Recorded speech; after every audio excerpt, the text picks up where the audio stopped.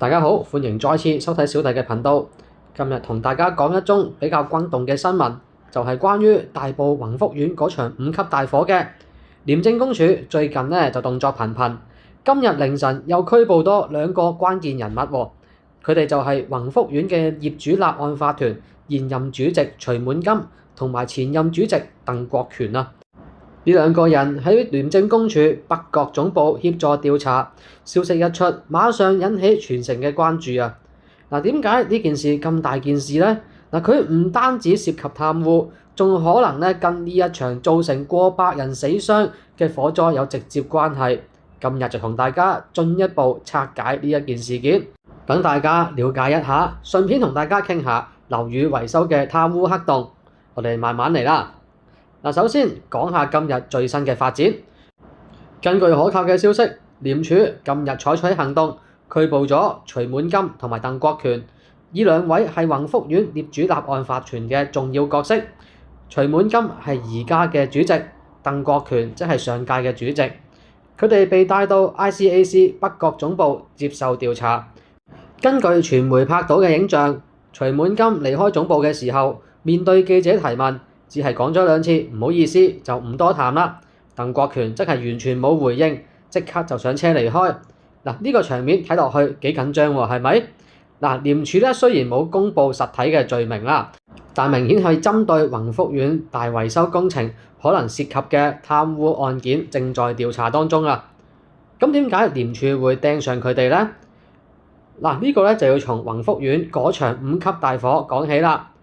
我哋諗翻呢場火災發生喺21日之前，大埔宏福苑8座大廈當時正值進行大維修嘅工程，結果火勢一發不可收拾，造成至少160人死亡、79人受傷。呢一個係香港近年最嚴重嘅火災慘劇，好多人仲喺醫院搶救緊，家屬都好擔心啊。根據調查發現火災就可能同維修工程嘅棚架同埋防護網有關。據講嗰啲材料都係冇達到阻燃嘅標準，一燒起嚟就好似燒張紙咁快㗎啦。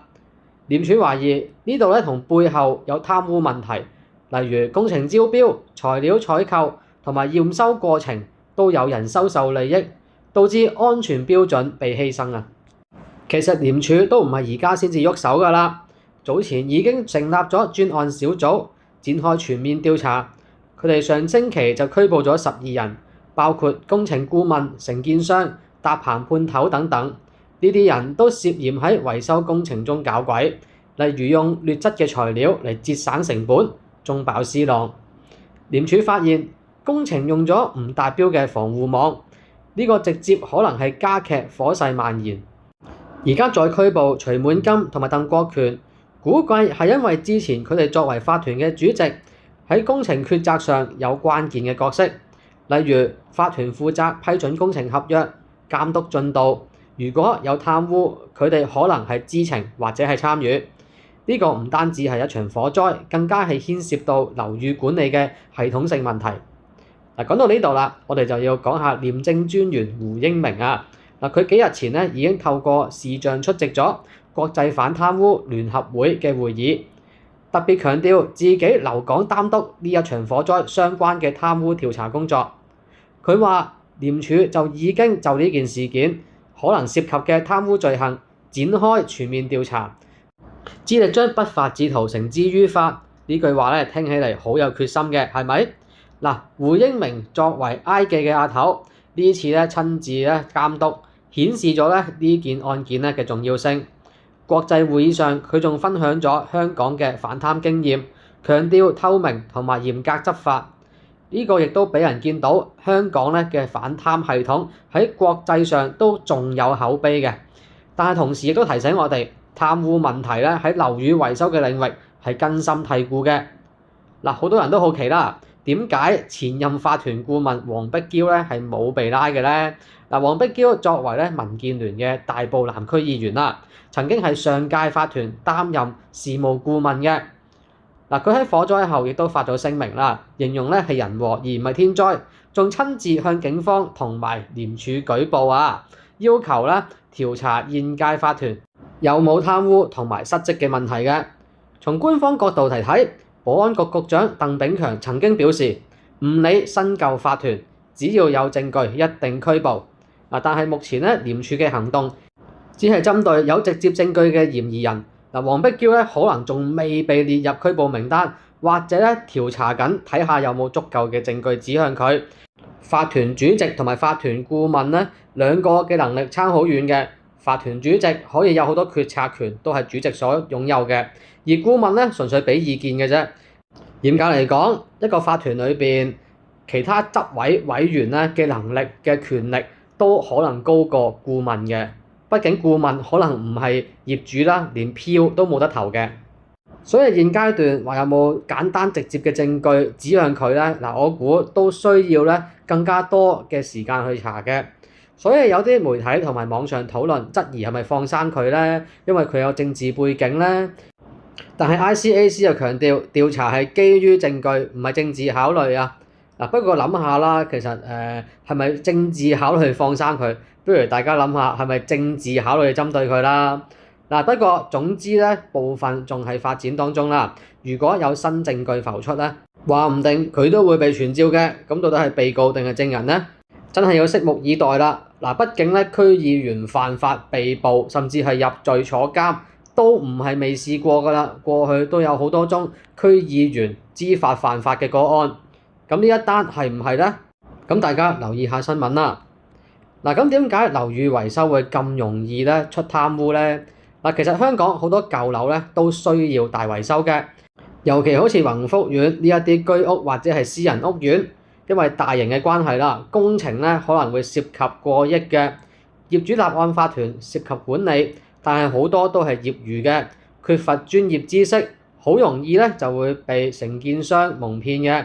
有啲例子啦，法團成員收受回佣，批准高價合約，或者材料偷工減料，用平貨去取代啲貴價貨。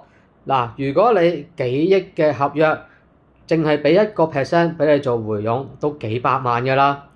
過去幾年啦，廉署就破獲唔少類似嘅案件嘅，例如其他屋苑嘅窗戶更換或者係外牆維修啦，涉及金額都幾巨大嘅。宏福苑呢一次嘅火災，更加將個問題擺到上台面啦，令我大家意識到貪污唔單止係錢嘅問題，更加可能係侵害到人嘅生命問題啊！呢一啲咧死傷者嘅家屬，而家肯定好憤怒嘅，希望咧廉署可以徹查到底。另外，從社會角度嚟睇，呢件事對香港樓宇安全係敲響警鐘。政府近年推行強制驗樓、強制驗窗嘅計劃，就係為咗防止類似嘅問題啊。但係咧執行起嚟咧就有漏洞嘅，業主們點樣去自保咧？首先，選業主立案法團主席嘅時候要小心，睇下候選人有冇背景。其次，工程招標要公開透明，多請獨立嘅顧問審查。最後，如果有懷疑貪污嘅話咧，就要馬上報 ICAC 啦。佢哋係有舉報熱線嘅，匿名舉報都 OK 噶。希望咧呢單案可以推動改革，令到樓宇維修更加規範，減少悲劇嘅重演。當然啦，調查仲喺進行中。徐滿金同埋鄧國權目前咧都只係協助調查，仲未被起訴嘅。我哋咧就要等 ICAC 嘅官方公佈，先知道更加多嘅細節。但係咧，從咧傳媒嘅影片睇到，呢兩個人離開埃記總部嘅時候神情凝重，估計咧都壓力唔少㗎啦。鄧國權喺宏福苑咧做咗主席好耐㗎啦，經驗豐富，但係咧而家捲入風波之中，真係世事難料啊！另外，而家嘅主席徐滿金，當年咧推翻舊主席嘅時候，都話自己有工程背景，有乜嘢背景，成個團隊都好犀利嘅。估唔到一個風浪冚落嚟，咁樣就知道佢個底啦。好啦，講到呢度啦，條片都差唔多10分鐘啦。總結一下啦，今次 ICAC 調查宏福苑維修工程貪污嘅問題，再拘捕新舊業主立案法團主席徐滿金同埋鄧國權，背後連結到呢場慘烈嘅火災。埃記亞頭胡英明親自監督，顯示決心，但係都暴露咗香港樓宇管理嘅痛點。希望咧不法之徒可以早日落網，令到受害者得到公道。如果你住舊樓啦，有類似嘅經驗或者對貪污咧有問題嘅話，有看法嘅話，歡迎咧喺留言區留言同埋分享，同埋記得點讚啦、訂閱同埋咧訂閱埋之後撳埋隔離個啷啷，咁我哋下次咧有新片都會通知你㗎啦。咁我哋下條片再見啦喎，拜拜。